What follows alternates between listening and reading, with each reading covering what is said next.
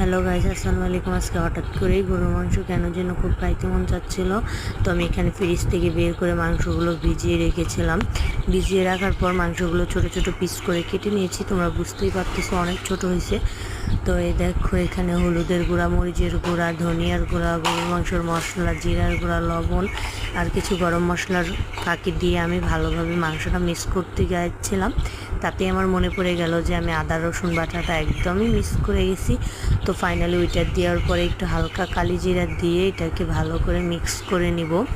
So এই দেখো, আমি মিক্স করে নিয়েছি, কারণ শর্টকাটে আমি ভিডিওগুলো করতে চাচ্ছিলাম। আমার ছেলে ঘুমিয়ে গেছিলো, তো উঠে যাইতে পারে, তো এই জন্য আমি শর্টকাটে করেছি। আর আমার বাঙালি নুনে ভাতে তো আলু না দিলে মাংসতে তো হবেই না। এখানে আমি কয়েকটা রসুন কোয়া, পেঁয়াজ আর কাঁচামরিচ কেটে নিয়েছিলাম। এগুলো এখন তেলে দিয়ে ভেজে নেব, ভালোভাবে ভেজে নেব যে পর্যন্ত না ব্রাউন কালার আসতেছে। তো এখন পেঁয়াজটা ভাজা হয়ে গেছে। এখানে মাংসটা মাখানো যেটা ছিল, প্রায় আধা ঘন্টা মাখিয়ে রেখেছিলাম, এটা আমি এখন দিয়ে দিব।